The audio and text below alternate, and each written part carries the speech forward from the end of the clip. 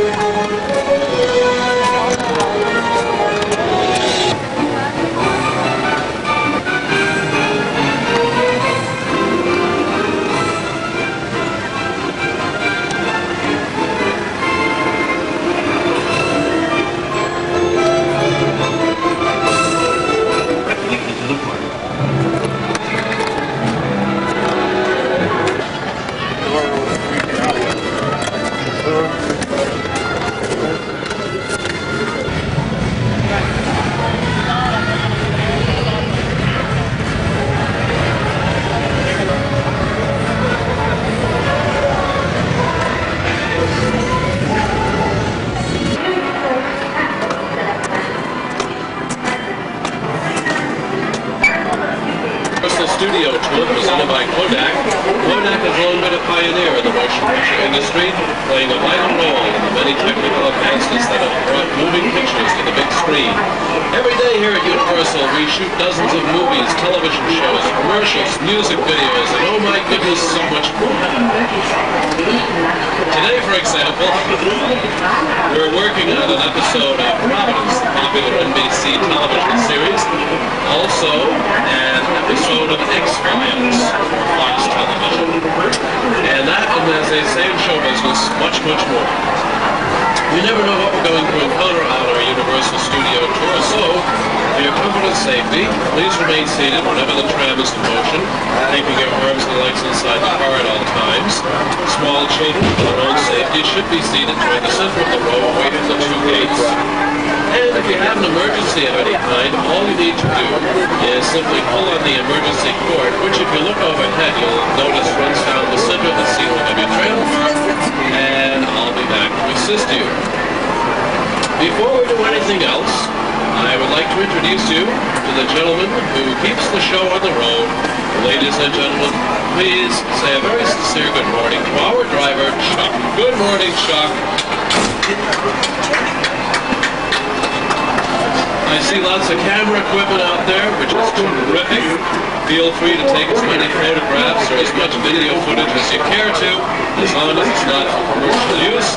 We're also going to go through a couple of areas where they're filming, so I'll be getting off microphone at that time, but don't panic, everything's okay. So we'll be on the way in just a moment. Thank you.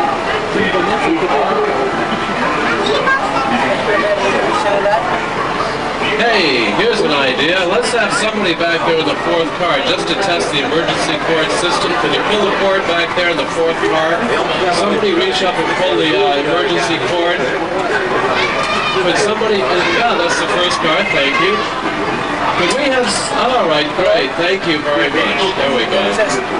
Hey, Carl, may I call you up a little bit? The only question I had was, I'll call you later. You did. No big deal.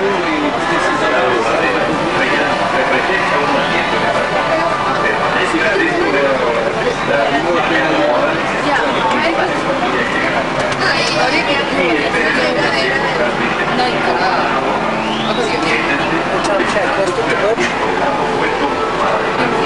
Oh, is that this week? Oh, okay. Okay. No problem. Well, I got a question for you. Wait, he doesn't carry a cellular phone, does he, by any chance? A cellular phone? Cell phone? A cell phone. Hello. Okay. Not a problem. Oh,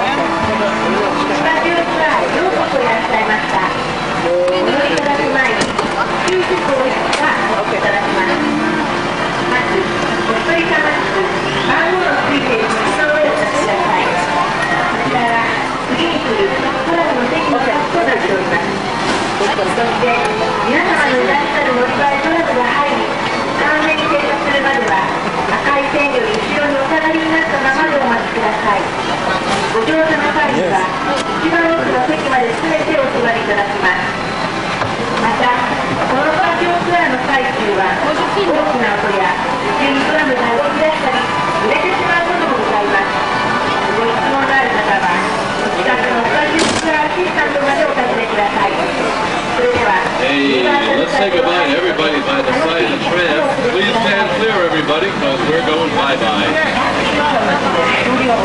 Pardon me. All right, well, here's what we've got in store for you. In just a moment, we're going to leave the theme park behind and to the actual working studio where every day some of the biggest names in Hollywood come to work. Right now, I'd like to introduce you to one of them, the award-winning filmmaker who has directed great hits like Backdraft, Apollo 13, and Dr. Seuss's How the Grinch Stole Christmas. Ladies and gentlemen,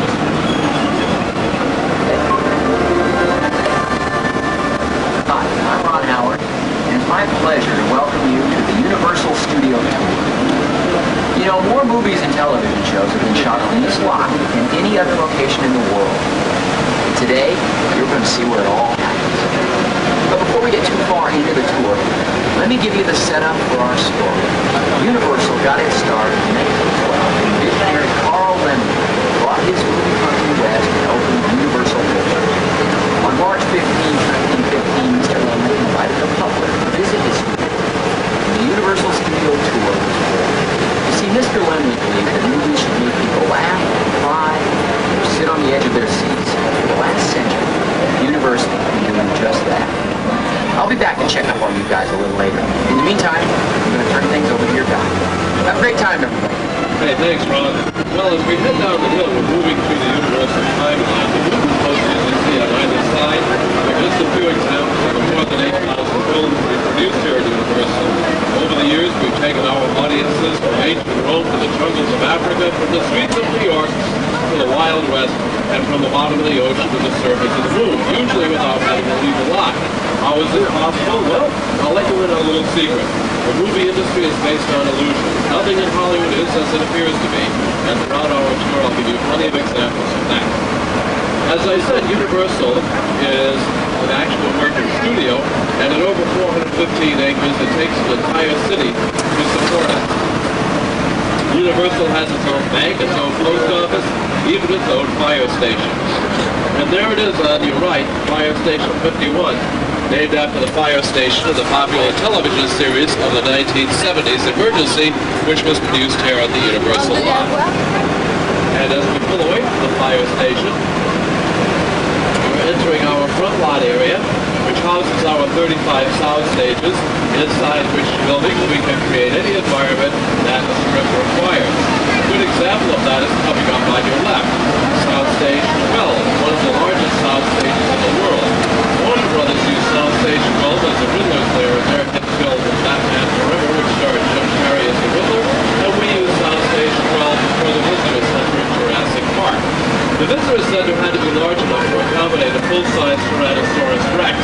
The destruction caused by T-Rex had to be simulated by the filmmakers, so that later when T-Rex was added through computer-generated imagery, everything would look absolutely believable.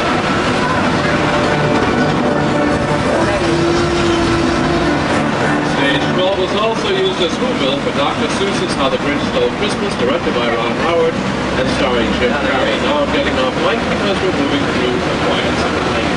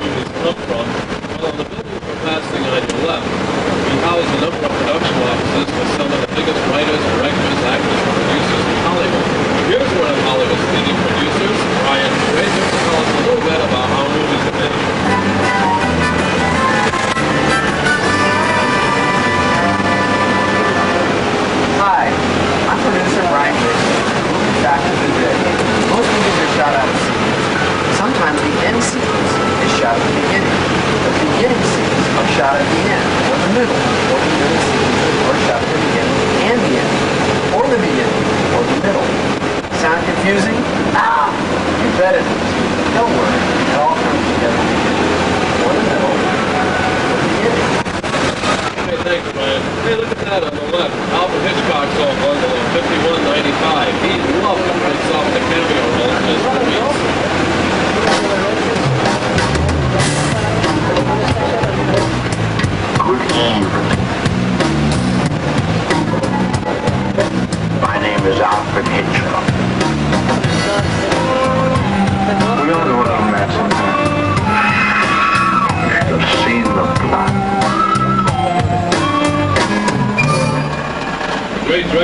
Hitchcock. Now we're entering our backlot area where the world is literally just around the corner. I'm getting off mic for just a couple of minutes and going to another area where they're going. Thank you.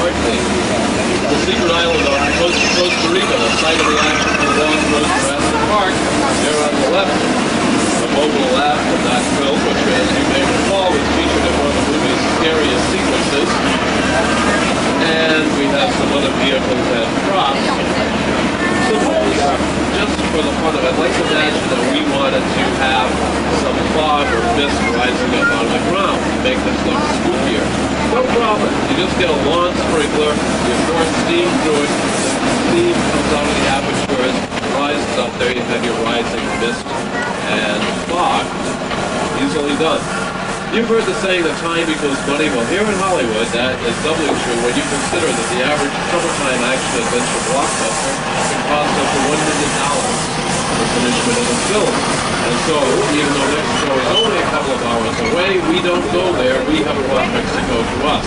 This is the area we're entering now, called Old Mexico. Some years ago, Orion used this area for their hit comedy film The Three Amigos, starring Chevy Chase, Steve Martin, and Martin Short. Another question about weather effects. We talked about fog and snow. Let's talk about rain. What do you need for it to rain? You have to have a rainy scene. You can't wait for it to rain. That can take months. So you start off with some thunder and lightning, like so. Thunder coming from a soundtrack lighting fixtures. We have sprinklers on all the roofs around here. You shoot the water through the sprinklers, goes straight up and comes straight down in the form of rain. There you go. Actually, we can't let this effect run on too long, because as you can see for yourself, we're in a low-lying area. And some of California, these areas are notoriously subject to flash flood. Tell you what, folks, with your camera equipment, point it up toward the top of the hill, because if we have problems, that's where they're going to come from. Because this effect has run on way too long already. As a matter of fact, I hear a rumbling sound coming from up here. Yeah?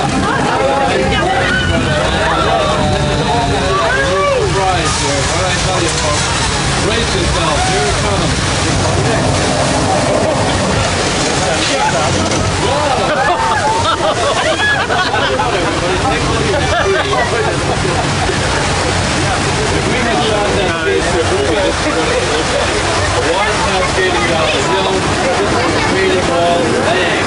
There you go. Early in the days of filmmaking, it was discovered that rain doesn't show up very well on screen, so it was decided that as an added look to the mixture, it showed up much more clearly on screen. And therefore, you would have to say that in that classic musical with Gene Kelly, he was really singing in the milk. Okay, ladies and gentlemen, thank you very much. I'll be here all week with any luck at all. Moving right away, not a second too soon after that one, we're entering one of the oldest and largest parts of our block now. This is our western town area. Actually, it's pretty quiet, this part of our block most of the time nowadays. But back in the heyday of the classic western, this area was busy all the time. And in fact, the street we're entering, which we call Denver Street, has been in a great many classic westerns. As you recall, one of the key scenes in any classic western is the barroom brawl scene. So let's take a look at this and refresh our memories.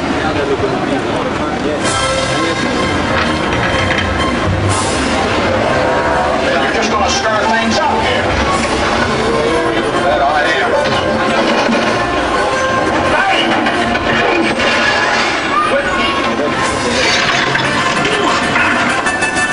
How dare you hit that man? Mine hit the ground first. Mine was taller. I'm sure you recognize that last cowboy, that Kirk Douglas. That was none other than John Wayne, perhaps the greatest cowboy actor of all time. John Wayne would understand the use of those artificial props and those barroom brawl scenes because he got his start in show business as a young man here at Universal, working as a prop handler for the great director John Ford. From there, he went on to doing stunt work, and after that, got bigger and bigger acting roles until he ultimately became one of the greatest movie stars of all time. The odd thing is that his name really wasn't John Wayne. It was really Marion Michael Morrison. And the strange thing is that he played a lot of characters in this movie's named John, and he played a lot of characters in this movie's named Duke, his real-life nickname. Oddly enough, he never played a character named Marion. Go figure. That's Hollywood for you, huh?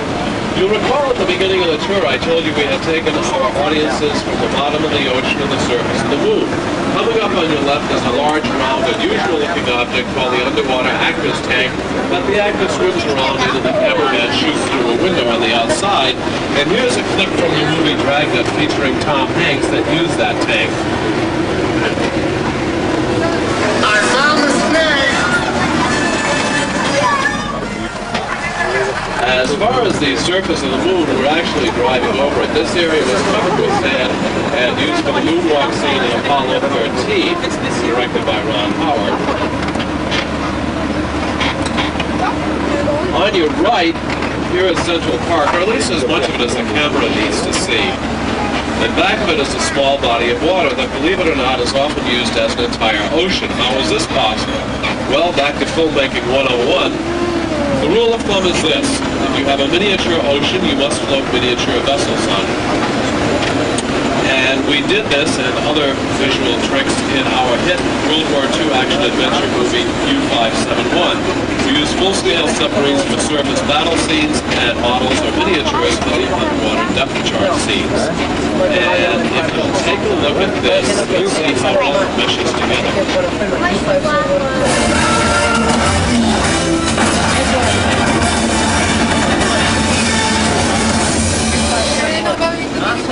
And there on your right, for those of you with camera equipment, there is one of those model submarines from U-571. And now, let me see, what is next on our agenda? Oh, this is interesting. We've got another body of water right in front of us. But no problem, I know what to do. I saw the movie. I suspect you saw the same movie. I'm going to play director. and I'm going to count to 3. When I do, I would like everyone on all 4 cars, very dramatically, of course, this being Hollywood, to say, Art the Waters. Okay, let's try it out. Take 1. 1, 2, 3. Art the Waters. Oh, folks, you outdid yourself. You got that right. Yeah, the first take. Let me tell you something about Hollywood. In Hollywood, when you get something right on the first take, that is considered a miracle. So give yourself a big round of applause because you deserve it. Yay! And you're the star today. Make sure your valuables are covered and off the floor so they don't get wet. Get your camera equipment ready for some great shots. And everybody, please, for your safety, remain seated while we go through. In fact, could we have everybody sit down now? We're headed on through, folks. Everybody, please be seated. Everybody, please be seated. Thank you.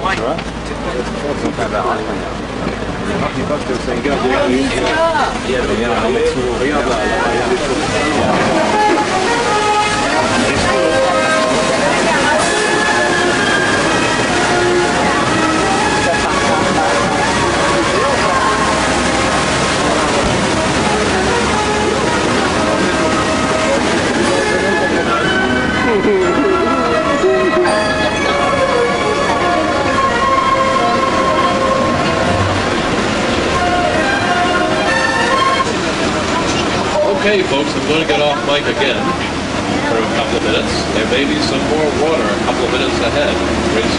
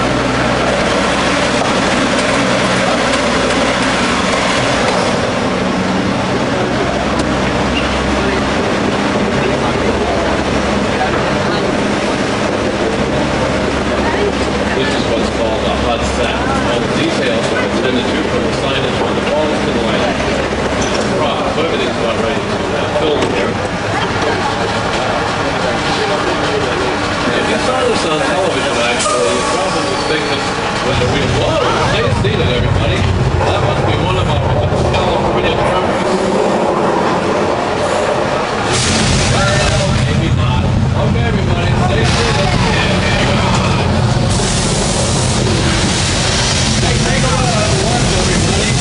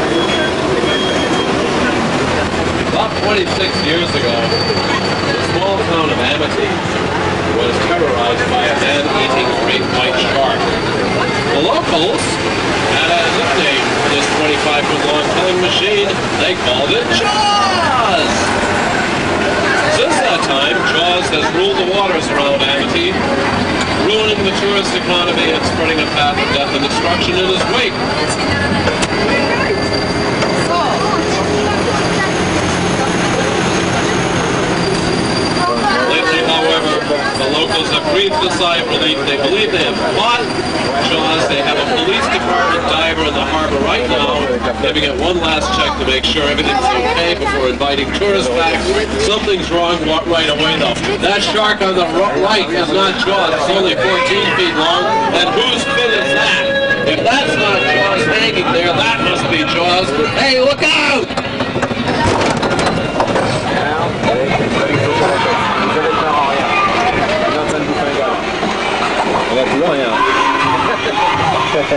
Oh dear. Oh my.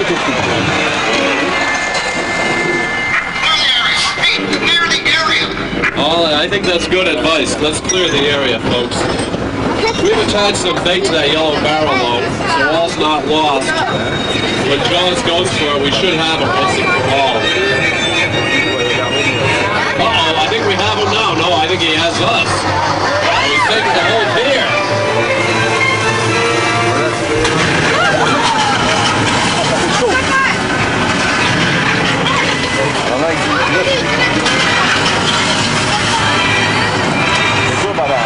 Here he is on the right, Jaws!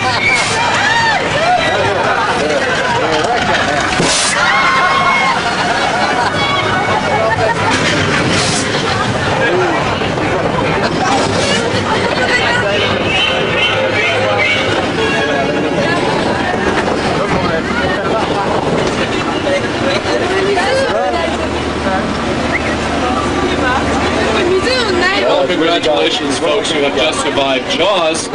Actually, he was as big a problem off-screen as on when they were making that movie. The crew called the movie flaws.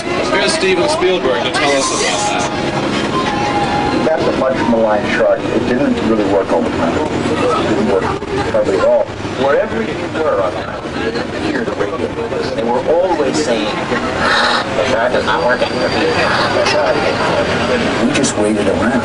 We just waited. The shark worked well enough. For a while there, I had the biggest fish of all time.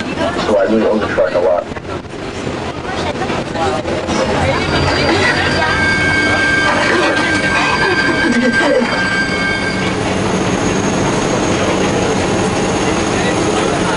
recognize those sets that we passed. They were often used as Cabot Cove Maid for episodes of Murder, She Wrote, which starred Angela Lansbury, and which was one of the longest running series in television history.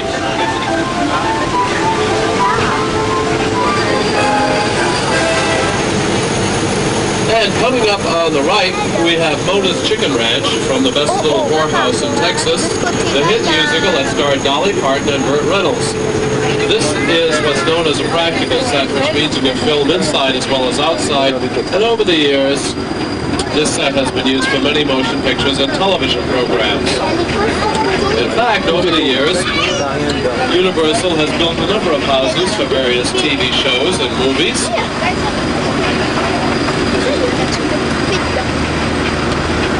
Let's see whether or not we can take a look at some of them. Okay.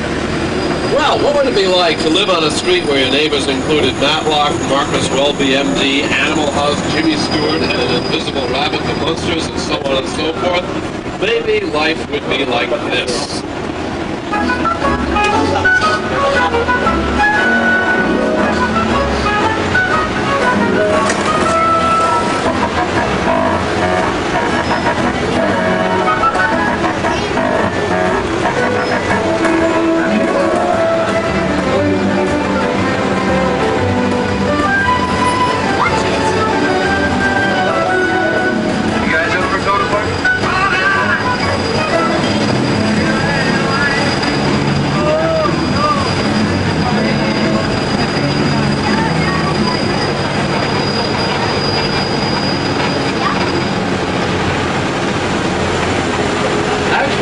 Over the last couple of years, this area has had some scary moments. Fox has often used this area for scenes in their hit TV series, Buffy the Vampire Slayer, UPN. And a couple of years ago, New Line used this street for scenes in their horror movie, Nightmare on Elm Street Part 6, starring Robert Englund as Evil Fool. Tell you what, here's something that's a really current update for you. If you take a look on your left, this brick house on your left, we use that for the current hit NBC television series Providence. And then after that, we have the house from Leave It to Beaver, the classic TV sitcom. Over here, this gray house is the, on your right, the Munsters. After which the house Jimmy Stewart lived in was his invisible rabbit pal, Harvey. And then on your right we have Animal House, the sorority house from Animal House. And as we continue on our way, on your left is large green and white house of Nancy Drupal, speaking of the white house with the blue trim, Matlock, Andy Griffin. And last on your left is odd-looking house of the Seven Gables, the 1941 suspense thriller with the same name as Vincent Price and George Saunders. Every neighborhood has one or two odd-looking houses in it. Whoville, however, has more than its share, and here's Ron Howard to tell us about that. One of the biggest creative challenges we face on How the Grinch Stole Christmas was bringing the storybook world of Dr. Seuss to life. Some of the most talented artists in Hollywood worked for months to create a living, breathing Whoville inside of this stage. When it was all done, they had built an entire city, and the fantasy world of Dr. Seuss became a reality. Thank you, Ron. Actually, Dr. Seuss's How the Grinch Stole Christmas was one of the most elaborate productions we ever did here at Universal. At various times, we used 10 different sound stages and large areas of our backlot. The exterior shots, pardon me, so if you'll have your camera equipment ready, point it on the right, because as we go around the corner, you're going to see one of these exterior Whoville shots. Jim Carrey got his start acting as a kid in a school Christmas play, so I guess you could say that by playing the Grinch in Dr. Seuss's How the Grinch Stole Christmas, that his career came full circle. Here's a little secret for you. Nobody in the audience who saw that movie would realize that the nice people of Whoville lived right next door to the infamous Bates Motel. But there is a sort of a connection through Jim Carrey. Some years ago there was a tour just like this, headed up the hill to see the Psycho House.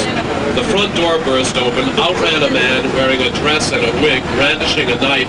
He even jumped up on the side of the tram and scared the wits out of everybody. Nobody recognized him. Then he ran away. And it wasn't until later that it was found out that the culprit was none other than the irrepressible Jim Carrey, who at the time was on the lot filming the movie Man on the Moon. Well, in any case, point your cameras on your left, because now we're going to take a look at this.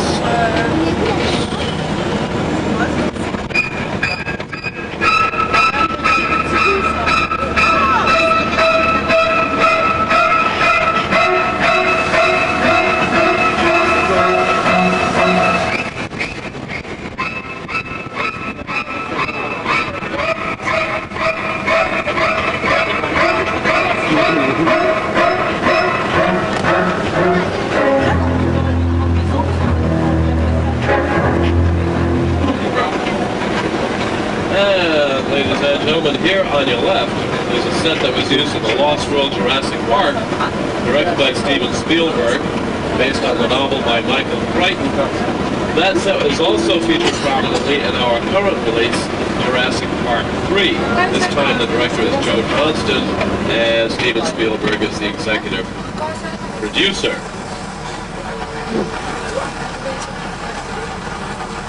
We're heading toward the end of our tour now. So I suppose it is appropriate to talk about movie endings, and on your right you'll see a set that has been used in several movie endings. That is the world's largest backdrop. Usually it has a lake in front of it, which we call Falls Lake. It was where Jim Carrey in the Truman Show, Paramount's movie, saw the end of his world. Sony used that for a scene toward the end of Godzilla. And we used it for the splashdown scene in Apollo 13.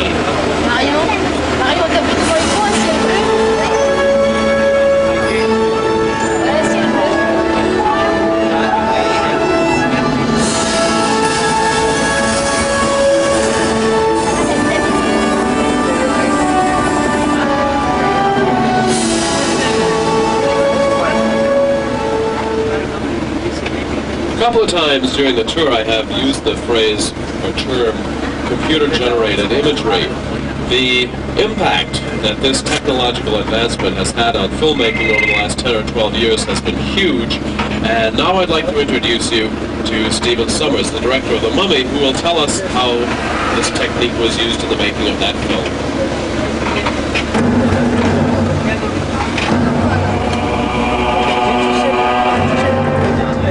I'm Stephen Sommers, the writer-director of The Mummy. When I began this project, I knew it was going to be a challenging shoot. The biggest challenge was to recreate the mysterious world of ancient Egypt and a very threatening monster that could frighten a modern-day audience. Luckily, I had my buddies up at George Lucas's Industrial Light and Magic on my side.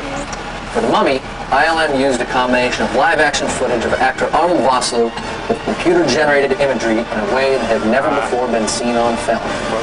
The end result was truly amazing, and a new era in motion picture effects was born.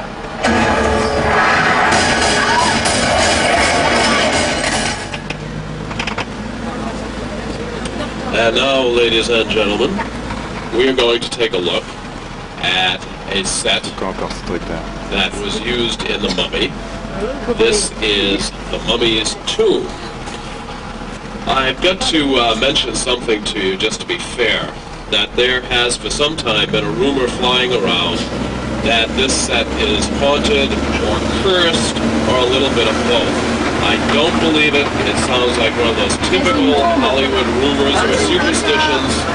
Anyway, the people who built this set have long since gone on to other projects. I don't think we've got anything to worry about. Let's just relax. Go on inside.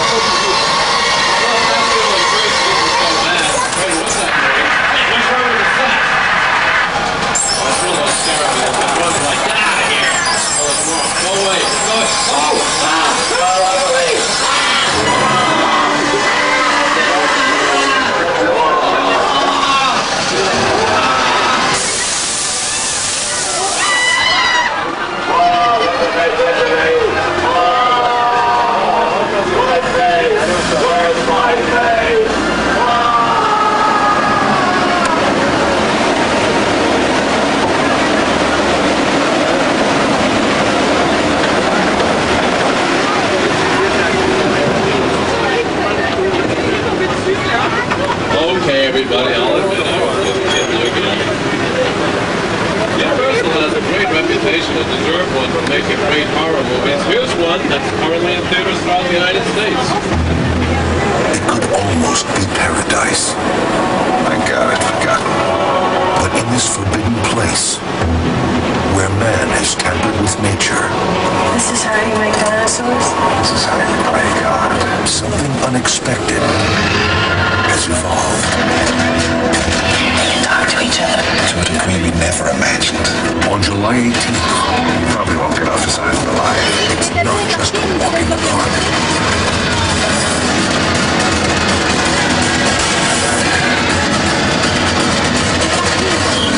This is a trap. They actually set a trap. This film is not yet rated.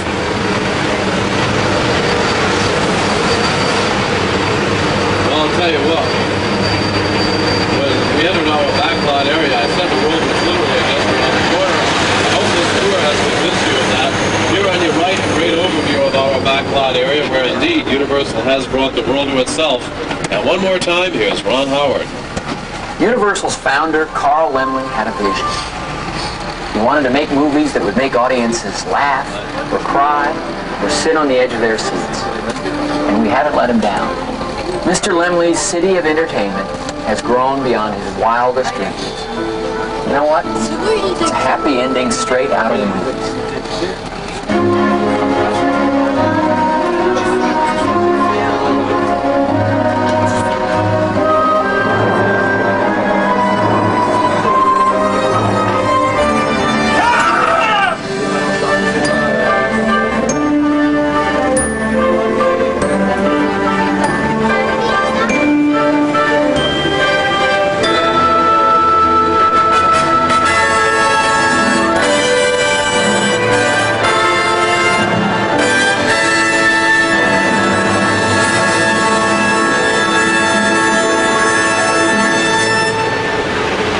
On behalf of Chuck and myself, I want to thank all of you very much for having taken the Universal Studio tour today.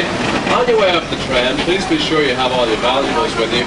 I'll be off tram shortly after you to answer any questions you might have. And finally, as we say in Hollywood, we'll see you in the movies. Thanks a lot, folks. Enjoy the rest of your day here at Universal. Bye-bye. Thank you.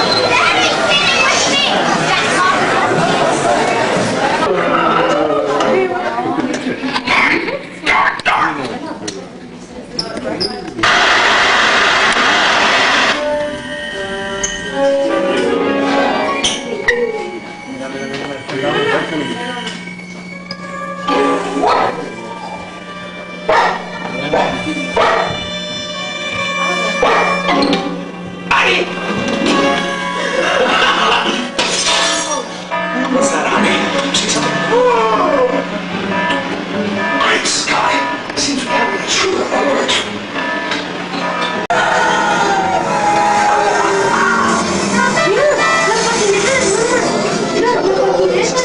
All the time. Stop me. Wait a second. Why did I think of this before? My newest invention, the passenger DeLorean time hero. That's it. Stop it. Great Scott, what am I thinking? I'm trapped like a rat in my own office. There's no way I can get to the time machine. Hold on a minute. I can get to it. But why time travel?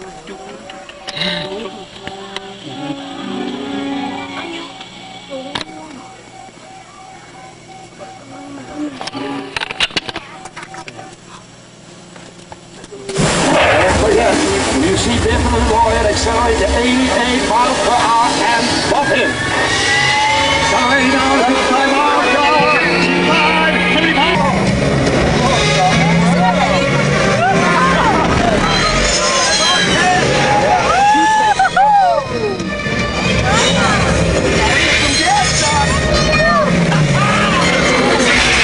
Hey, mira, arriba hay más, mira.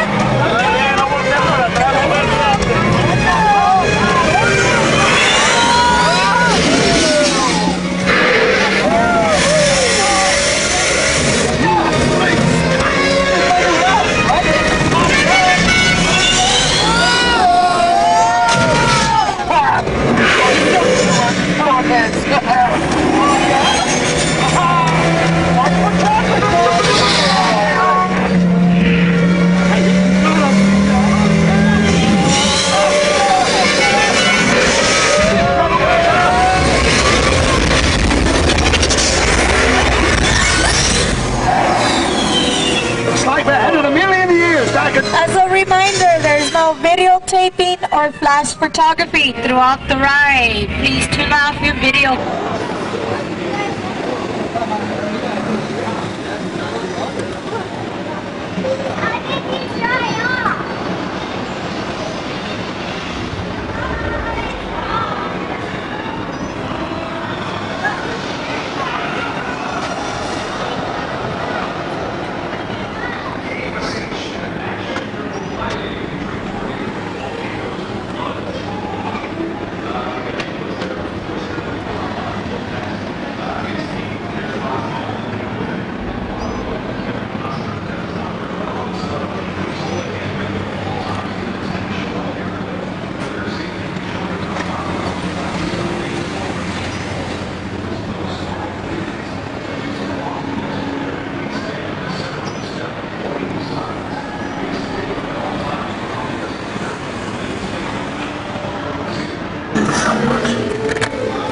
All Universal Classics on KUSH with 2 more Academy Award-winning Best Pictures. I'll tell you what, because for that quarter mile, nothing else matters.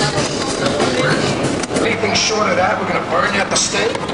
Are you finished, Mr. Slade? No, I'm just getting warmed up.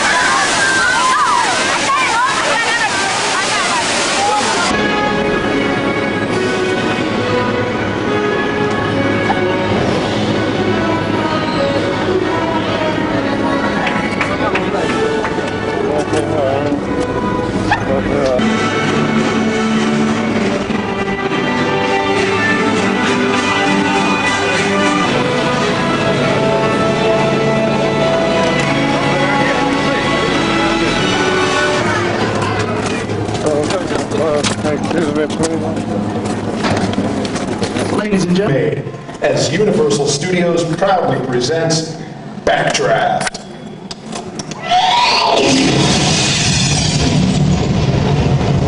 Fire originated in this room, took its time, hung out, but then the air ran out. Still all that trapped heat lying low waiting for some sucker to give it one big go fire. Check that door for heat, Tim.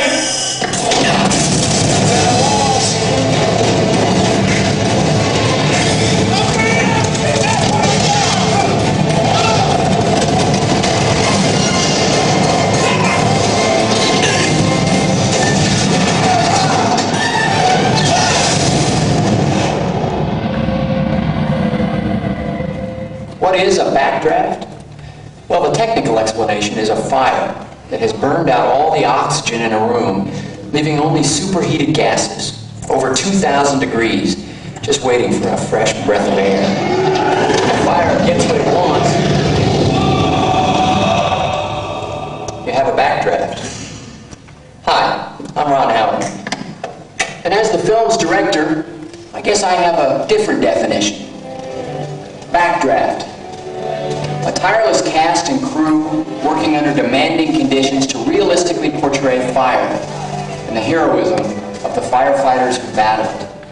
The screenwriter, Gregory Wyden, was a former fireman, and he made it very clear that in our movie the firefighters had to be right there, in the middle of those blazing infernos. But I knew that getting these shots would be very hazardous for the actors and the entire film crew.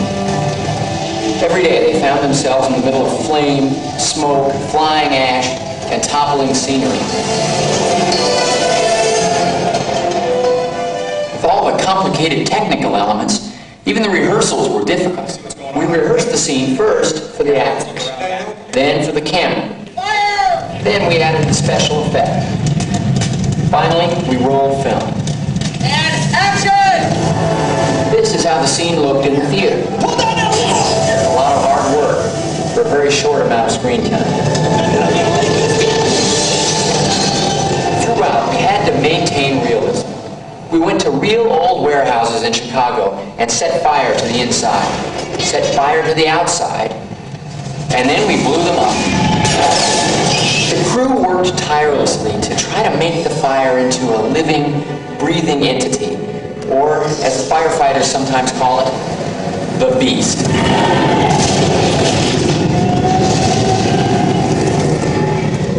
On the next stage, you'll see how a few of those spectacular effects were created. And you'll also get a sense of the professionalism and courage that our actors showed. Oh, by the way, please don't try what you're about to see at home. On our set, we had the constant supervision of Chicago's finest firefighters. And from them, I pass on this tip. If you hear a fire engine, get out of the way. They're not going to the movies.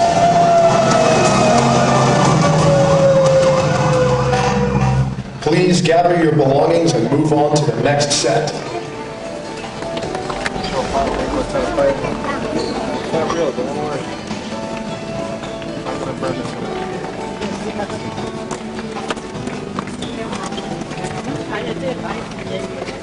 Welcome to the Backdraft Fire Station set. Conditions during the filming of Backdraft were very demanding. Here to tell you more is a star from the film, Mr. Scott Glenn.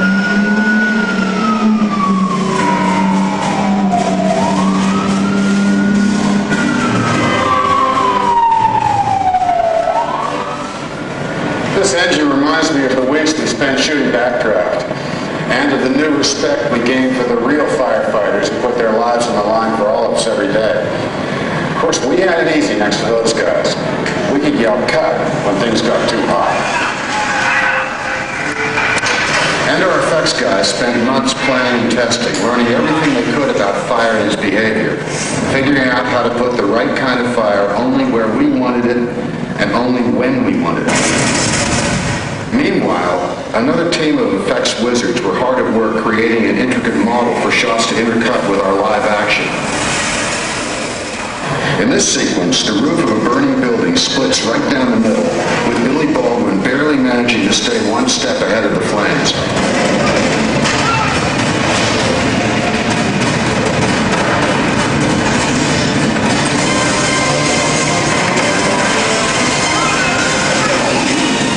only used models in a couple of sequences.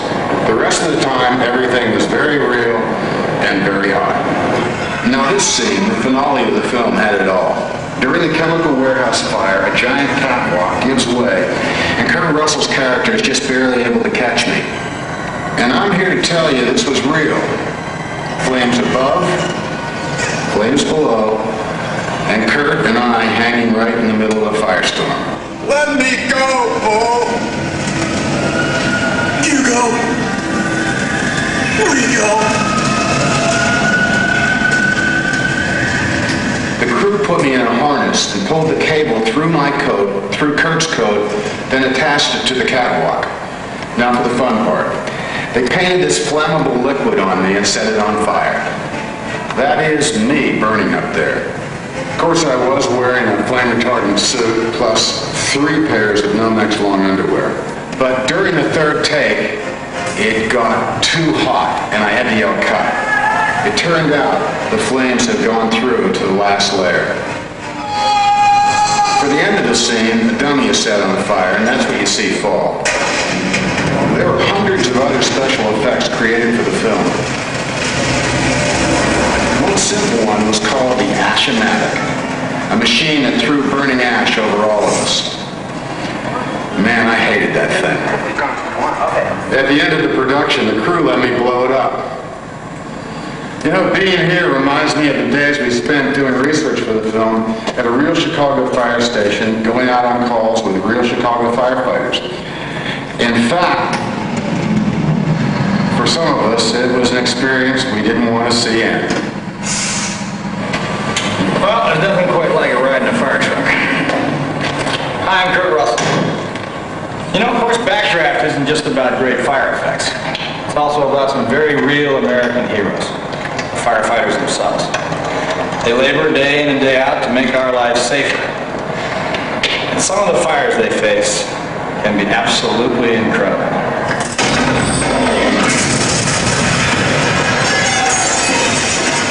That's why we wanted the ones in Backdraft to be just as breathtaking.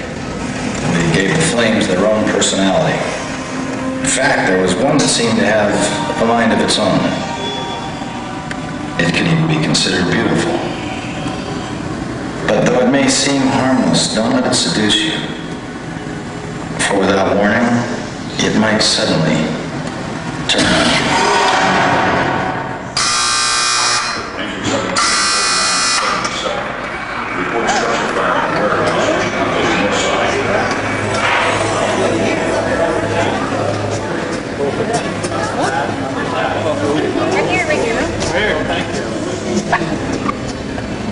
Very much.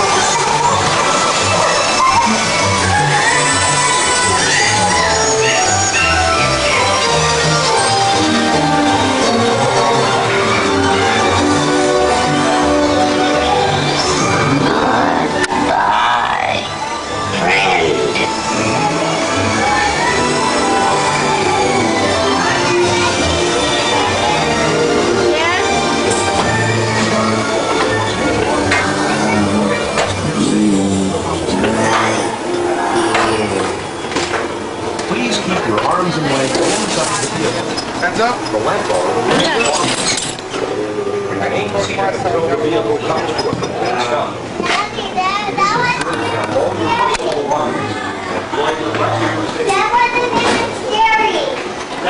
That was fun, huh?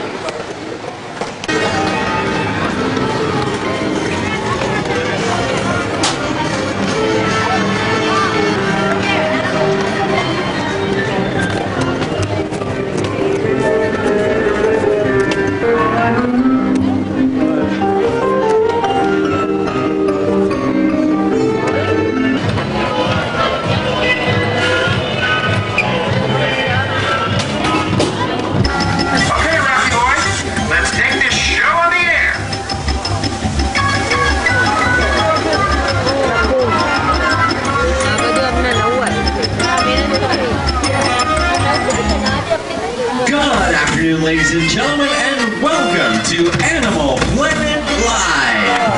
Right now, I'd like to introduce one of Hollywood's top animal trainers from Birds and Animals Unlimited. Please put your hands together and make some noise for your host, Mr. Gary Moy. Thank you, Randall. Sure thing, Gary. Hi, folks. Thank you. Welcome to Animal Planet Live. Now, I know everyone is familiar with the Animal Planet Network. What we've done is taken a collection of your favorite shows. We're bringing them here to you live. We're going to kick it off with Wild on the Set and a friend of mine from Ace Ventura When Nature Calls. This is Sparky. Hello, Spark. Sparky's been trained to fly from one point to another and also from one person to another. Now, to demonstrate, I need the help from an adult volunteer. Somebody sitting part way up wants to work with a bird. I'm looking for somebody just the right range. There's a gentleman in a white t-shirt and glasses on the end. Stand up, sir. Stay right there. Take out $1 bill, please. Now, some of you may laugh. The reason I asked the gentleman to take out $1 is because Sparky doesn't know him. So what we've done is train Sparky to recognize and fly to a common object. Now, in this case, it just happens to be $1 bill. Hey, go ahead and fold that in half for me. Make it a big square. Fold in half one more time, same direction. Looks like a little flag. Hold that flag right out to the side. Point it up. You'll see that and know exactly where to fly. Now, hold very still, sir.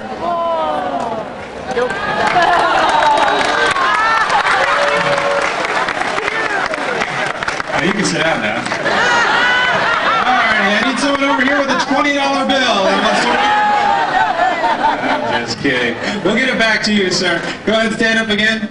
Now this time we're going to do it a little different. I want you to hold both your arms out like this. Very nice. Flap really hard. You fly down here and get it.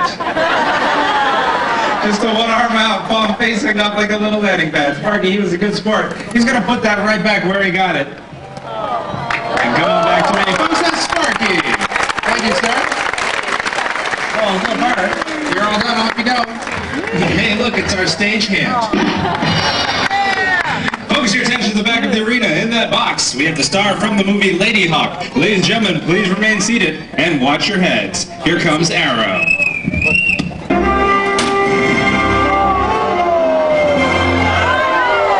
There's a great flight from Arrow. Nice catch, Thomas.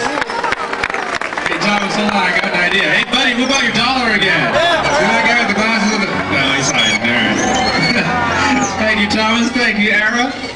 Now, if you try to get a photo of Arrow as he flew down here, you can see how difficult that shot can be for a camera person to film. Well, we're going to show you how we get those shots here in Hollywood with help from our stunt bird, Pepper. Pepper's a blue and gold macaw. What Jim will do is put Pepper up in a strong current of wind created by the giant fan. Pepper's also going to flap against that green screen. Now, in the movies, you can replace a green background with any background you want. You can see up on our screen. Here we go.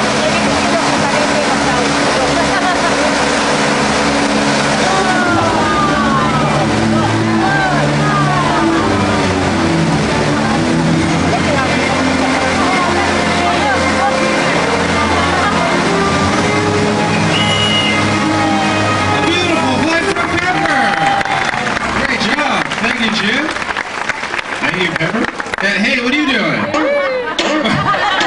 I don't think you're going to get off the ground that way, little monkey. Nice try.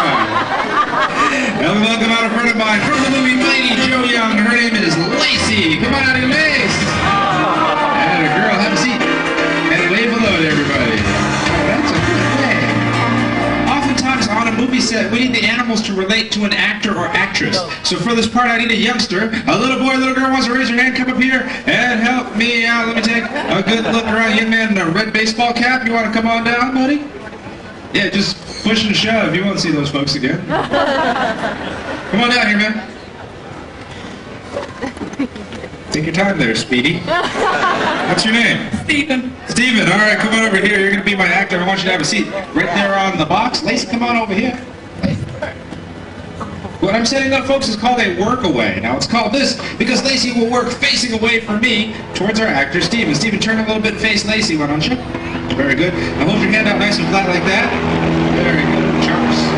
Now, the way we get her to look at somebody she doesn't know, we're going to give Steven one of her treats. Now, Steven, this is really important. Hold it up there, and don't eat that, okay? All right, that's for the dog. Okay, Lacey, he's got it. Watch it. Good girl. Here's the workaway. Good. Watch it. Watch it. Watch it. He's got it. Good. Good. Lie down. Lacey, lie down. Good girl. Put your head down. Good. Head up. No, that's not kind of good. Head down. Stay. Head up. Head down. Good. On your feet. On your feet. Sit. On your feet. Stay. Back up. Back up. Back up. Back up. Back up. Back up. Back. All right, good girl. Folks, that's Lacey. That's very good. So we'll see you later. Steven, you're doing a really good job. Why don't you stand up? Wave hello to everybody. Good. Steven, sit back down. Good boy. There you go. Just kidding. You're being such a good sport. We're going to use you for our next segment, Animal Planet Sports. Showing to you items to bring you the best four-legged competitions in animal athletics. The following is a special presentation of Animal Planet Sports. Ladies and gentlemen, boys and girls, it's Animal Planet Sports Dogcathlon. Let's meet our contestants. Introducing first our champion. You'll recognize him from Dr. Dolittle 2. Help me welcome the Lion. Hey, guy. Attaboy. And his opponent, last seen in the feature film Inspector Gadget. Help me welcome out Bentley. Alrighty, now we're going to divide the audience into cheering sections. Everybody on this half of the arena, you're going to cheer for our champion. That's Team Goliath. So when I say, let's hear it for Team Goliath, I want to hear you cheer. Let's hear it for Team Goliath. Very nice. Everybody on this side of the arena, you're going to cheer for the challenger. That's Team Bentley. So let's give a practice cheer. Let's hear it for Bentley. Excellent. Now this is a timed trial obstacle course. Each dog will take their turn through our course. The course consists of Steven, our human hurdle. The dog will run up, jump over him, negotiate the slalom, make a hairpin turn, shoot through the shooting star tube tunnel, up and over Steven again, and ring the bell. Then the dog with the fastest time will be crowned our champion. How you doing there, Steven? Are you all set up? Yeah. Attaboy, stay. Very nice. Now folks, the louder you cheer, the faster your dog is going to run. Goliath is up first. Get ready, get set, go! Another minute, folks, cheer one! Attaboy. What are you doing? You're kind of cheating. Come on, champ. We're going to get reset. We're going to leave the clock ticking. Attaboy, up and over. Very nice. Weave through the slalom. Good, boy, shooting through the shooting star tunnel. Up and over again. And now ring that bell. Hurry, ring it. Wow. Just under 22 seconds. Not bad, Team Goliath, but there's definitely a shot for Team Bentley to pull off the upset victory. Okay, so you folks are really going to have to cheer. Get ready, get set, go! Thomas, what's wrong with your dog? I don't know. The dogs are broken. Here he comes, up and up. Look at the slalom. No, we'll shoot through the tunnel. He'll shoot through all the way. We'll jump over Steven. Hold on, up and up. That's disgusting. What's wrong with your dog? You're being disqualified. Goliath wins again. How about a hand for Steven, my fantastic volunteer? You're all done, buddy. Go back to your seat. You can wash that off later. That's gross. Alrighty now, folks. What's going on here? Dude, get your dog out of here. You know? Hurry, he's passed out. Are you sure? Yeah, Bentley, wake up, Bentley. Passed out, cold. You're passed out. No,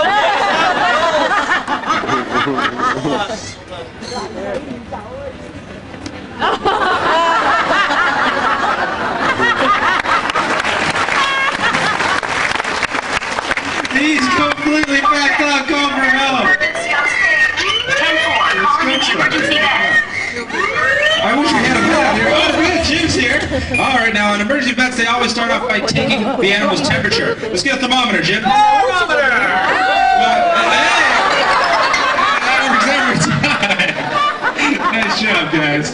Alrighty, get your cameras ready, folks. We have a legend coming out right now. It's Lassie.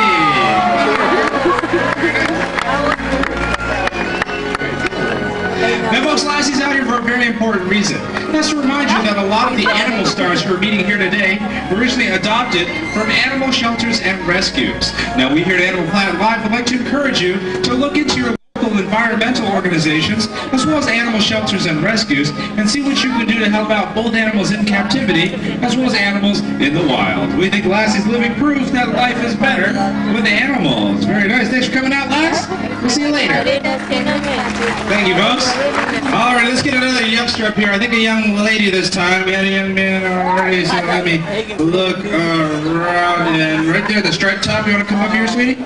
Come on up here. She makes her way up on stage. We'll introduce the renowned naturalist and adventurer, Animal Planet's own Jeff Corwin.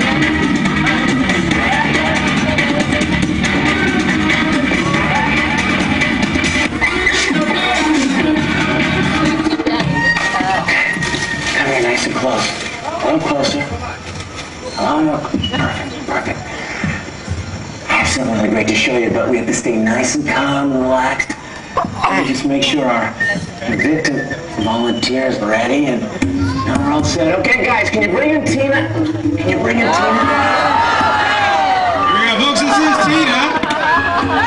Tina is a red-tailed boa constrictor. The red-tailed boa constrictor is among the world's largest snakes. Now, Samantha, if you were something that this snake would eat, what it would first do is bite you, then it would coil around you, it would squeeze you to death, and then it would swallow you whole. How have you enjoyed the show so far, Samantha?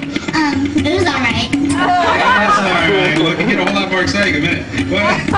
Oh, you know, we haven't fed our snake yet, so we're going to get her out of here, because it's about to get really exciting. Let's hear it for Tina. Great job, guys. And Samantha, you're being such a good sport. We're going to use you for our next segment. Jeff's going to tell us all about it. So, folks, let's talk about these mysterious flying mammals we call bats. You've got ones eating insects, eating fruit, drinking nectar. There are even bats which drink blood. And I'm serious, they're actually drinking blood. That's all they can eat their entire lives, and those are the vampire bats. I thought it'd be cool if I could actually show you these bats. So we're going to do something amazing. You are going to see bats. That's right there. I got a good big juicy vein right there. He's going to fly out. He's going to land right there on your vein. I'm going to stand over here. But you know what? They are nocturnal, so I'm going to need you to whistle and wake them up. So go ahead and give me a whistle. All right, folks, we need some help. Everybody out there can whistle as loud as you can. Let's wake them up. Everybody!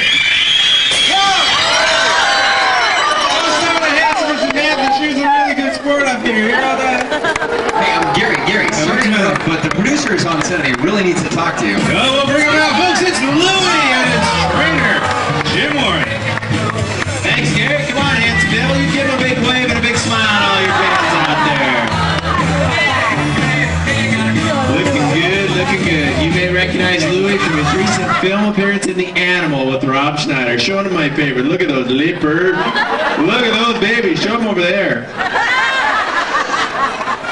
That's nice. Look at those. Hey, check this out. Mick Jagger. I love it when he does that. That's what. Man, don't be embarrassed. Do a good Mick Jagger. Good crowd. Like the crowd. Laugh along. Having a good time enjoying the show. Yeah. Like me, too. You think I'm cool? Pretty exciting guy telling earlier today. Everybody's laugh. Hey! It's not nice. Just tell these people what you really think about me. Go ahead.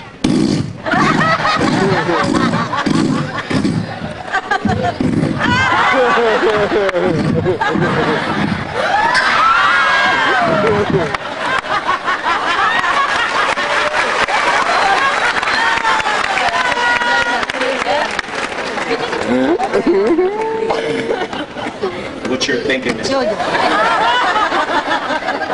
You are just hitting me. We're in the middle of a show. Mister, I don't know where this attitude comes from. That is disgusting. Knock it off. I'm very sorry about that. Hey! How about a hand for Louie? A hand for all of our animal stars, our trainers, and your host, Mr. Gary Moy. And that's our show, folks. Thanks for coming. Remember, life is better with animals. Bye-bye, everybody. We do hope you enjoyed this performance of Animal Planet Live. As you exit the arena, please do not walk on or over the benches. That is for your own safety. Thank you very much. Enjoy the rest of your day here at Universal Studios Hollywood. Have a great afternoon. Bye-bye, everyone.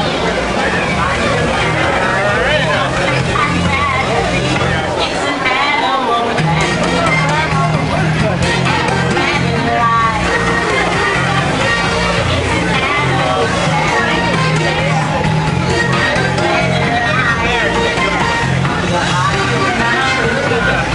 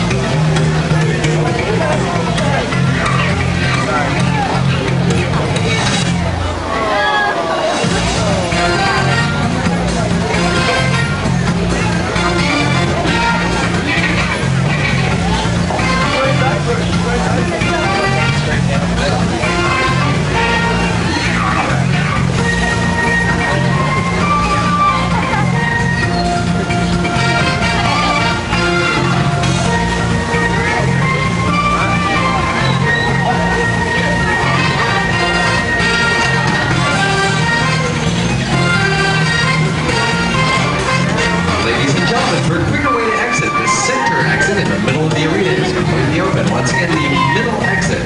The center of the arena is completely open.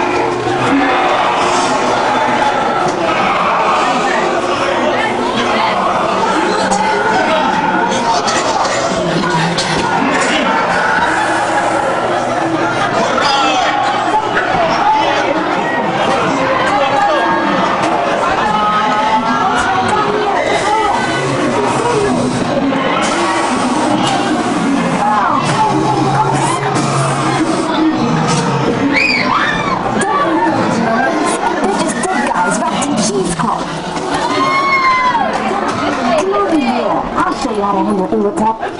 Ew, my hand right in one is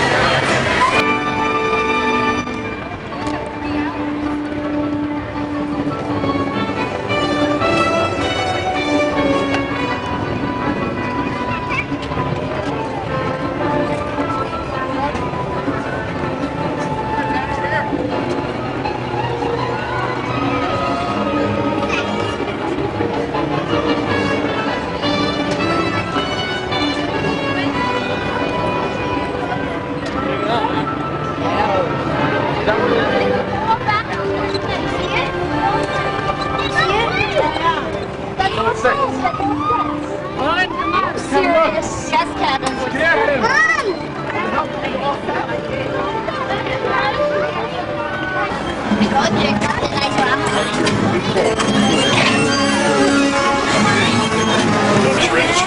Playing a vital role in the many technical advances that made it possible to bring motion pictures to the big screen. My name's Thorman. I am your guide today as we go behind the scenes in one of the biggest and busiest movie studios in this world. And I do not exaggerate, it is busy out there. And we've got surprises for you too. So for your comfort and safety, keep your arms and legs inside the vehicle at all times.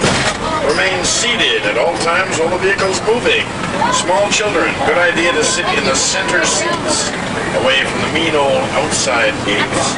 And running right down the middle of this ramp is an emergency cord. If you have an emergency, hold the cord, and I will be back to assist you. We are about ready to get rolling here, so it's time to say big hi to your driver. His name is Don. Let's hear it. Woo! That's weak. Let's hear it. That's better. All right. Now, look to your left. Okay. Wave goodbye. Bye-bye. Bye-bye. Bye-bye. You're not waving goodbye to the people. You're waving goodbye to reality. We're going someplace else. We are going behind the scenes in the movie studio where we have near far reality. But big stars come to work there every day. So I think we start this show with a big star. Big-time director. He directed Apollo 13. Backdraft. Dr. Seuss's How the Grinch Stole Christmas. Once long, long ago. They called him Opie. He's Ron Howard. It's my pleasure to welcome you to the Universal Studio Tour. You know, more movies and television shows have been shot on this lot than any other location in the world. Today, you're going to see where it all happens. But before we get too far into the tour, let me give you the setup for our story. Universal got its start in 1912 when visionary Carl Laemmle brought his movie company west and opened Universal Pictures. On March 15, 1915, Mr. Laemmle invited the public to visit his studio. The Universal Studio Tour was held. You see, Mr. Laemmle believed that movies should make people laugh, cry, or sit on the edge of their seats. For the last century, Universal has been doing just that. I'll be back to check up on you guys. In the meantime, I'm going to turn things over to you guys. Have a great time, everybody. Thank you, Ron. On your screens, you're looking at still photography of Universal Pictures over the past, close to 90 years. And we're going to be entering a thing called the timeline here in a minute, where on either side of you will be original movie posters of those pictures. We've made more than 8,000 here. We can take you anywhere from the bottom of the ocean to the surface of it, all points in between, and we don't even have to leave the property. How do we do that? We are the masters of illusion. Nothing has to be real in Hollywood, and I mean nothing. Remember that. We just got you on and on before. Okay, Universal's a big place. It's 450 acres, thousands of people. It's a city to support it. So we have one. We have our own mayor. We have our own post office. We have our own bank.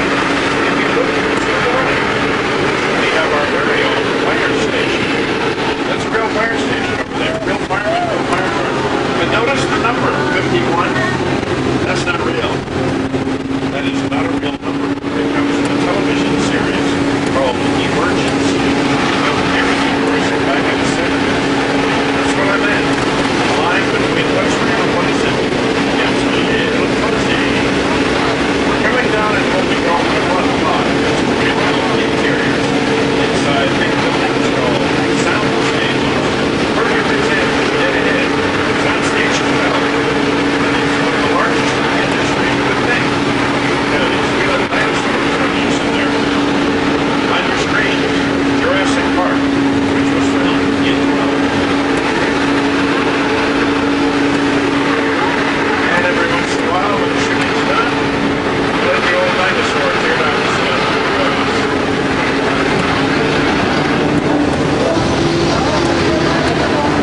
We're entering right now an area where shooting is just beginning, so I have to get off the microphone. Keep your eyes peeled. You may see something. And again, you may not.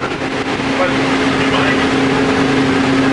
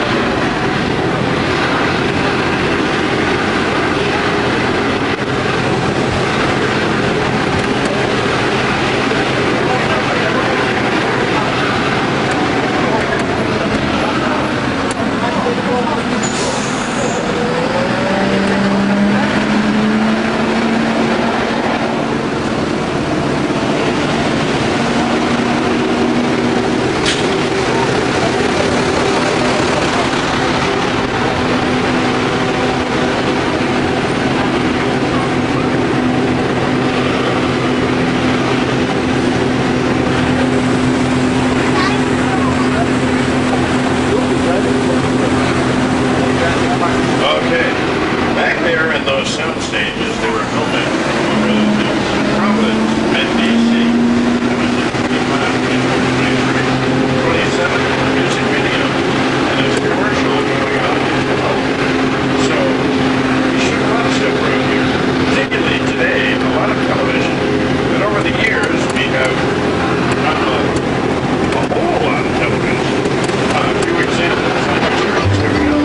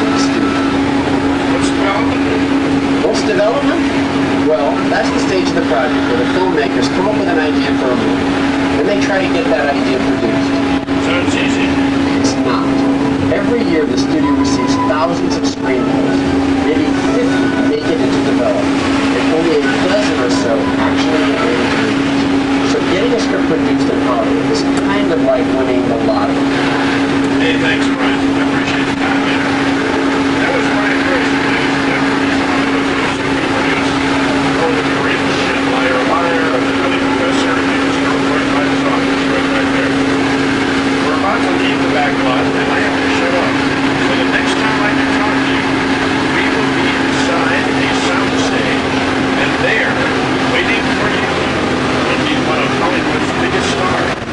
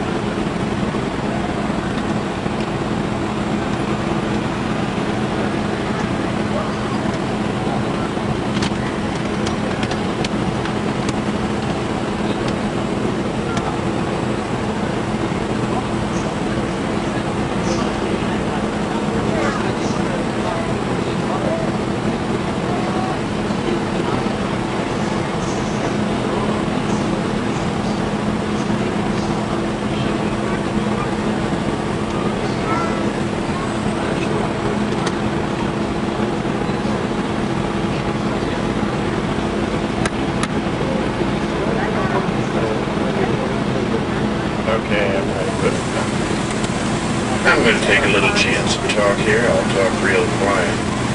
You went by a whole bunch of what we call in the business facades. Those are false fronts. They look like buildings. They aren't buildings. They're what we use as sets for exterior shots. Out here on the lot, which is why we have to be sort of quiet out here, the metropolitan area is being used by a television show to film today. I believe it's Crossing Jordan today. But there's also 3 commercials, so I'm not sure which is who going on at the present time. As we get back more into the city part of the thing, I'll have to get off the air again. We're going into, as I told you, a soundstage. It's an exterior set, just like you've been looking at out here, only it's built indoors. Lower East Side of New York. We're going for a ride on the L train. When we get inside, keep your eyes peeled to the left. You'll see some apartment buildings with television sets. Live New York City TV. And remember, inside is a star. My problem. Okay, gotta go.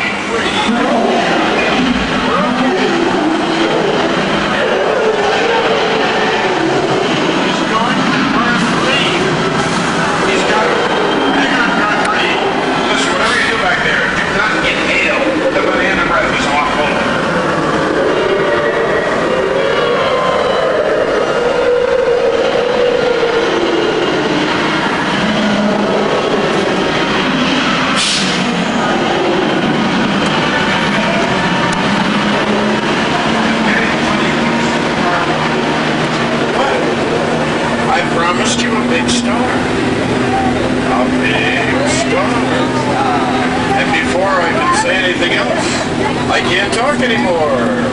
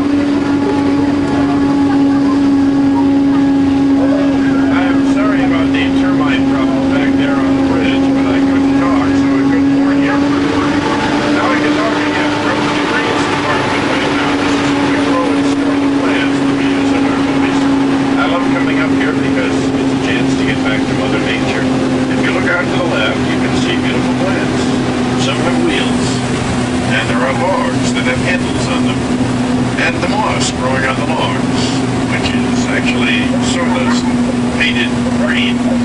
Yeah, you see, our plants are fake. You can't use real plants in the soundstage. The lights are too hot. We know it's not nice to fool Mother Nature, but sometimes you gotta. And we even have to mess around at times with the weather. Suppose you need a snow scene in your movie. Well, it does not snow in LA. So we shoot a substance up in the air called blizzard fluid, and it falls to the earth, and it looks just like snow. Ah, yes. Falls to the earth, looks just like snow. We have a deer up here. Oh, that's one of our famous mechanical deer. Made by our props department. They're made out of styrofoam and run by tiny little electric motors. Did anybody believe that? Good, I'm glad, because that's a real deer. We get them a lot. Also rabbits, squirrels, and ducks. But the little cabin in the mountains on your screen, that's over to your left. I said little cabin in the mountains. The deer is real, the cabin's fake. It's what's known as a forced perspective miniature, but it's the exact same cabin you see on the screen, used in the movie Dante's Peak. Okay, enough of this snow, enough deer, I think. We're off to the jungle, to the left. Tropic island off the coast of Costa Rica. The Lost World, Jurassic Park. These are set pieces and vehicles in the movie along the road here. And ahead of us lie the bouldering bones of a giant prehistoric beast. See these bones coming up? They are very mysterious. You know what's most mysterious about them? Right now, there is supposed to be a fog circulating in and among those bones. Mysteriously, somebody forgot to turn on the fog machine. Nice work, guys. I'm sorry about that. You weren't supposed to see fog back there. Now, why don't we use fake fog and fake snow and things like that? We like to fake you out. No. Money. It costs up to $1 million sometimes for one single minute of finished film. We have to cut corners here at Universal. You notice we just cut a corner on our way to Mexico. Yes, Mexico. We had saved time. We saved money. Welcome to Mexico! We have to build it here on the lot, you see. Now you saw a little snow up there. We've come to Mexico for the weather effects demonstration. Get this one right. Look to your left. Okay, up in the hills. It's a perfect day, but I see lightning. I hear thunder. I think it's going to rain, because what comes after lightning and thunder? Anybody? What? Rain. You got it. Here, of course, is falling for overhead sprinklers, but to a camera, that looks real. Okay. That concludes the weather effects demonstration. I said that concludes the weather effects demonstration. Will you guys wake up there and turn it off? I got a whole truckload of people here. I'm really sorry, ladies and gentlemen. We're having technical difficulties. They can't seem to get the water off. We don't like that, because in Southern California, too much rain brings flash floods. Uh-oh. Sure hope everybody can swim. Here it comes! And there it goes. Watch the recycled water go right back down the drain. We're going to be pumped to the top of the hill, put in a holding tank, and there it waits for the next poor unsuspecting tramp. Okay, my congratulations. You just survived California flash flood. Now it's time to sit down, relax, and watch the movie.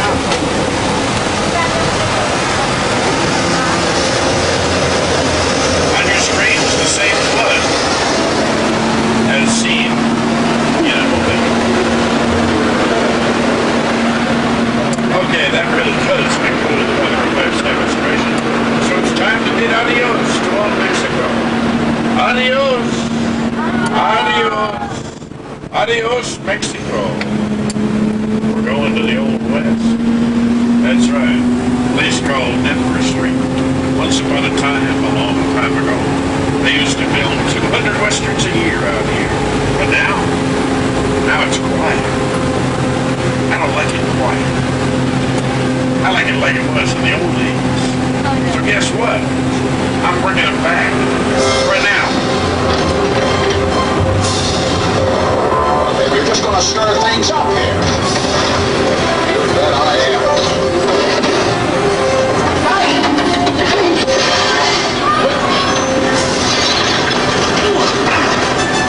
How dare you hit that man? Mine hit the ground first. Mine was taller.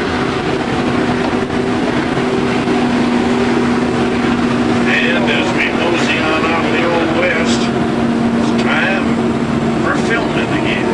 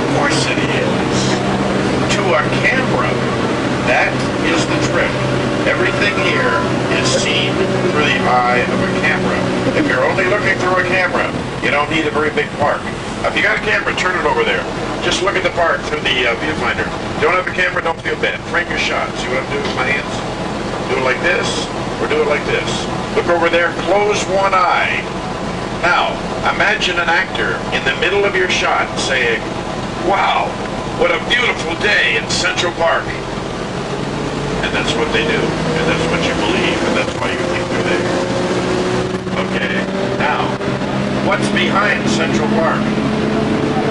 Pacific Ocean, because this is where we filmed McHale's Navy. So to a camera, that body of water out there was the broad Pacific. But not for long. See the submarine? To the camera, that submarine was in the Atlantic because that's U-571 from the movie U-571 set in the Atlantic. That is a quarter-scale miniature you're seeing out there now. It does not look like much, I admit, but it's a movie. That's a different story. That's what it looked like in the movie. That's how we do the trick. By the way, that won the Best Academy Award for sound editing. If you want to win the Academy Award for sound editing, blow things up. Oh no. Oh no. I am really sorry. I was talking about Academy Awards. The Atlantic Ocean has turned into the Red Sea. We are hopelessly trapped. Trams can't back up. So I'm sorry, we're stuck here forever. I'll send out for pizza in an hour. Oh, wait a minute. I'm hearing miracle music. I am. quick, everybody, hands up in the air. Up in the air. Come on, up, up, up, up, up, up, up. Look at your fingers. Now, when you hear that miracle music again, scream out, part the waters. Everybody ready? Listen for the music. Ready. Louder! Really loud, car 4. Now it's not working. Louder! Yes! The last one did it. The waters of the Red Sea are miraculously parted. And you guys did it. You are really good. Either that or Charlton Heston is hiding in car 4 again. Shark Buddy, back there. No, he is not. You guys did it. I think this one right here. In the third row. Yes, he did it. That was okay, we're going right through the waters of the Red Sea that you parted. Watch your feet or anything on the floor. Red Seas get wet. And after the Red Sea, I have to stop talking again, so I'll tell you right now, the next time we meet, we will be inside the depth of a blockbuster. I promise.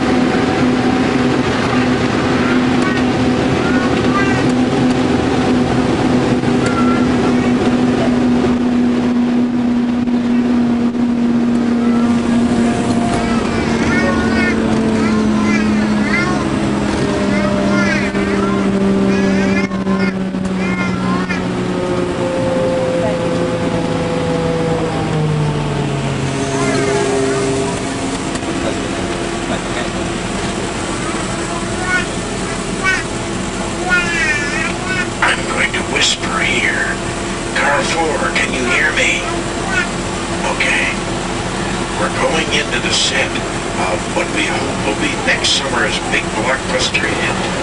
Subways are for screaming. The cast and crew are about to go on a break. As soon as they do, we're going right inside where you can see a hot set. A set that's all ready for filming. Piekarski. Okay, here we go. We're going into a subway station, a great American city. Above us, an exterior set from that city. Notice the attention to detail.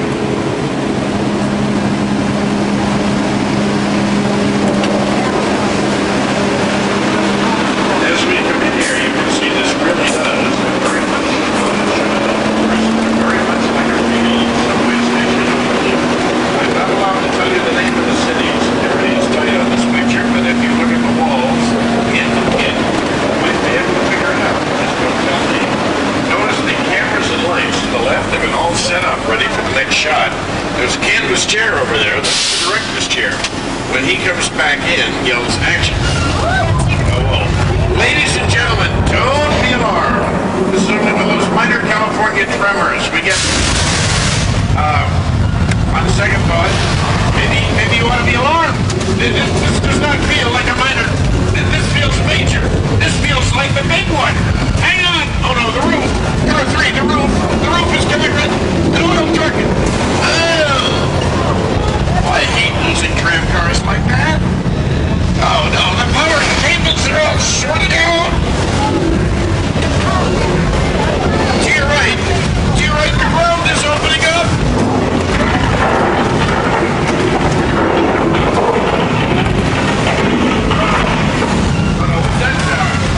To the right. No, it's to the left. To the left. I hear a subway train. It's coming right at us.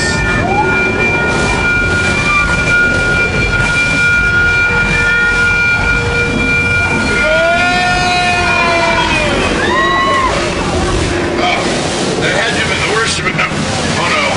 To the right. The water mains are broken. It's all over.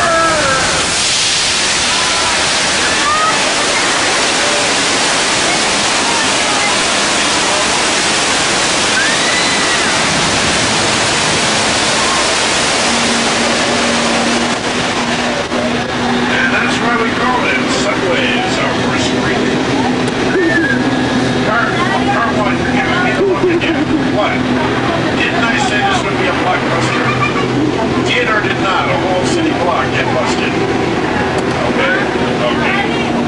Actually, of course, you just witnessed a disaster special effect. We use these in disaster movies. But I don't like disaster. I like good news.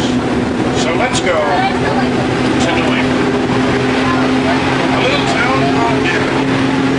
For 26 years, these poor folk have been terrorized by a great white shark. They call it Jaws. Here at Universal, we call it Bruce. But here's the good news. Here's really good news. As we turn the corner into Avenue right, they caught him this morning. He's hanging on the dock. They got Jaws. Isn't this great? Now, you see a police boat out in the harbor. They've got a diver down doing a last-minute sweep because they want to open the beaches tomorrow. Position 1. Funny though, anything to report? It's awfully small. That's a negative. Not even small. It's really small. We're picking something up. It's really big, and it's headed your way. Now, why are you pointing at the harbor? The shark's on the dock. The shark's on the dock. What's going on? No, the shark is on the dock. It's fine, it's caught. Everybody look. Oh no. Oh no. Oh yuck. You think maybe they caught the wrong shark? Clear the area. Repeat, clear the area. Oh, that's ridiculous. We do have to sit down because we're moving, ladies and gentlemen. We do not have to clear the area. I mean, come on. We're on dry land. Go wrong. This is fine. We're perfectly safe. There's nothing. Why is the dock going into harbor?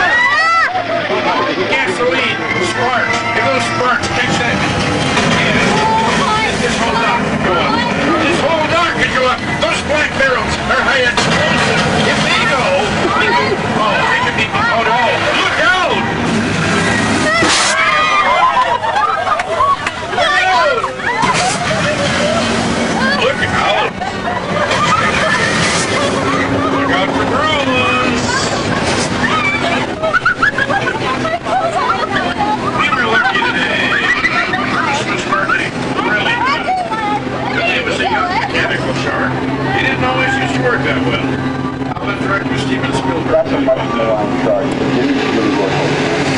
It didn't work hardly at all. Wherever you were on there were always seen back in the parking lot. We just moved them. The shark worked well enough for a while there, so I was always trying a lot.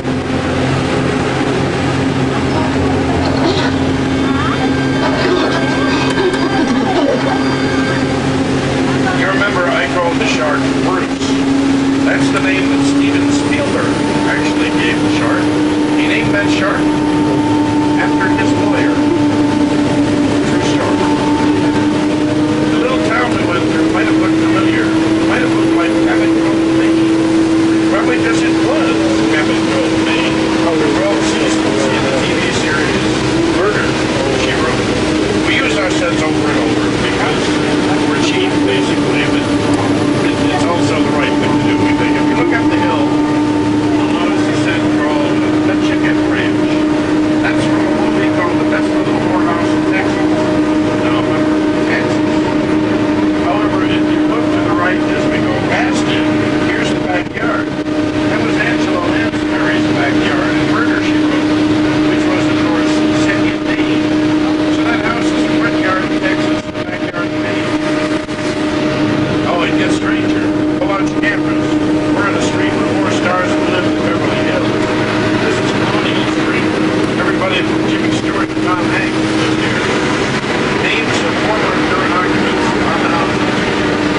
We're lucky to be up here today, actually. Providence, the NBC TV series, shoots up here a lot because the next house coming up on your right is the Hanson House in Providence. And normally on a weekday, they're doing exteriors on there.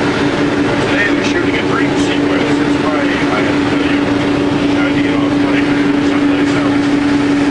I actually grew up on a street like this. I'm not from LA. I'm from the East. I grew up on a suburban street. Very much like the one you're on right now. So I decided to show you my home movies. Yes, I know everybody loves home movies. So here you are, ladies and gentlemen. My childhood. That's our neighbor, Mr. Hanks. And here I come delivering the paper. And there's our neighbor, Mr. Stewart. He had a rabbit named Harvey, he said, and he never let us see it. Here's a girl I had a crush on in 6th grade. Her house was haunted by a ghost named Casper. And here are the guys my mom would let me play with.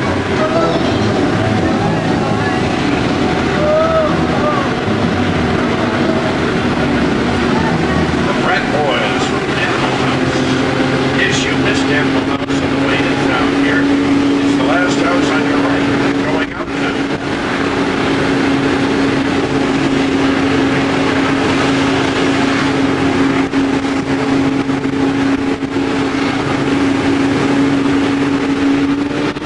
Time has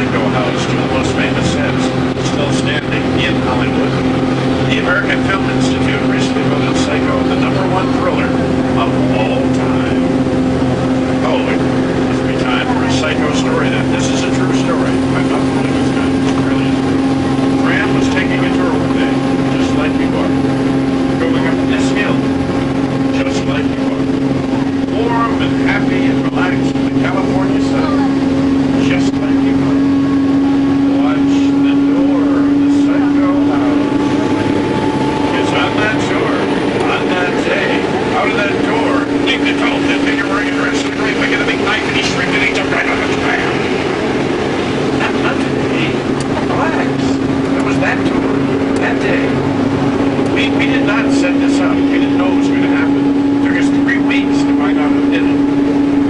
Jim Carrey did it. Mr. Carrey was smoking on one day on the line, decided to dress up as Norman Bates' mother and scare the dragon.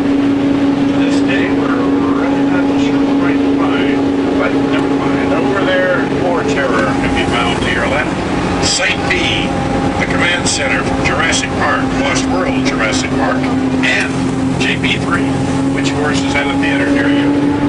We are leaving Psycho Pass. We're headed up into the high country. Up here I like to talk about 8 splashy movie finales. Oh no, not the log cabin on your own. That is not a movie finale.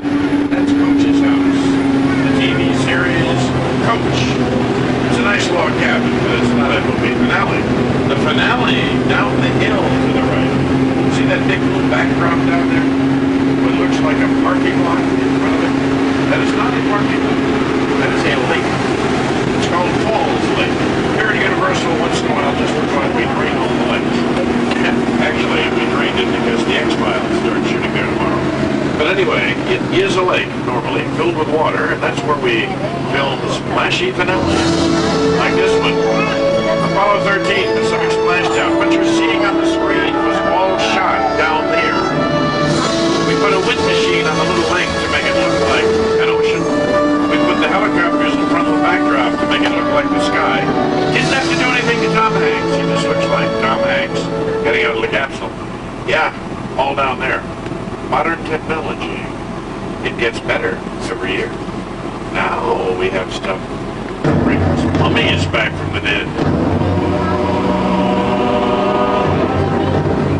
I'm Stephen Summers, the writer-director of The Mummy. When I began this project, I knew it was going to be a challenging shoot. The biggest challenge was to recreate the mysterious world of ancient Egypt with a very threatening monster that could frighten a modern-day audience.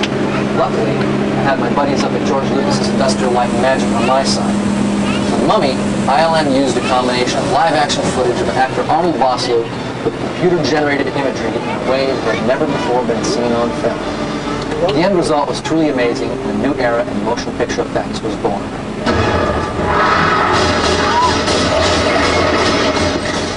We're going right by the set called The Mummy's Tomb from The Mummy.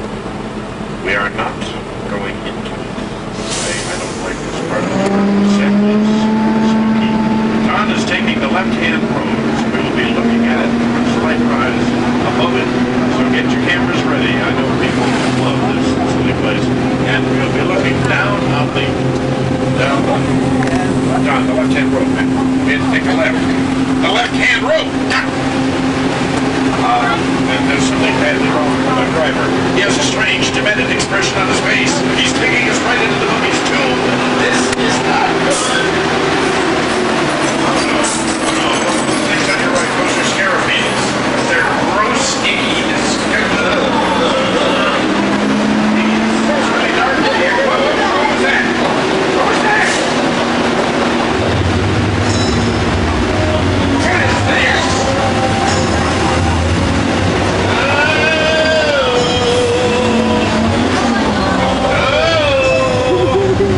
If I get real scared, you know what I do?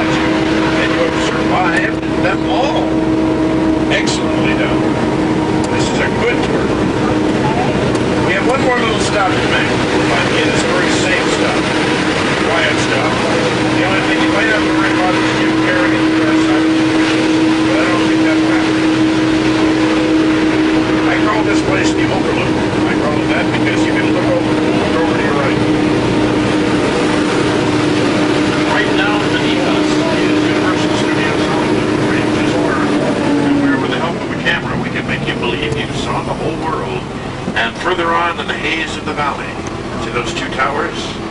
Those are the dark towers of Warner Brothers, our friendly rivals. Further on down the valley lie the dark towers of Disney, our other friendly rivals. We love them. They love us. And there's a nice golf course down there too, where Jack Nicholson is putting for par on 16 at this very moment.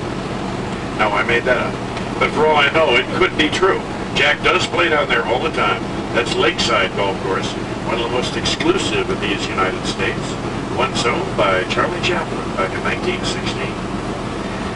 Okay, the time has come to wrap it up because we're almost back to reality. I would normally do that myself, but I'm looking into the eyes of Car 1, and they don't trust me anymore. I can see it in their eyes. They just don't. I understand. I've put you through a lot. I understand. It hurts, but I understand. So I'm going to let the man who started this tour finish this tour, because after all, I mean, Universal founder Carl Wendell wanted to make movies where they made audiences laugh, cry, or sit on the edge. Mr. Lemley's City of Energy, strong, loud. You know what?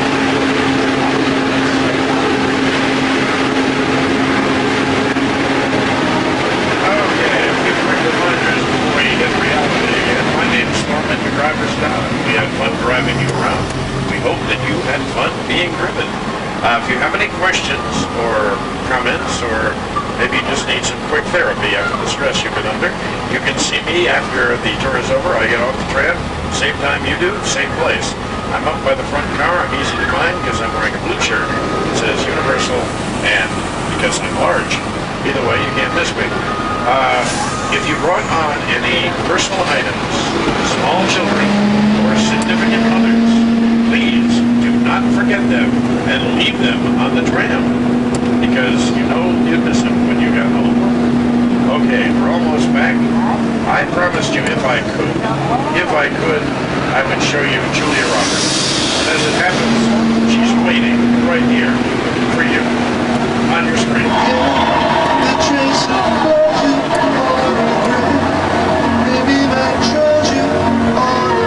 And that's Elvis Costello who's singing to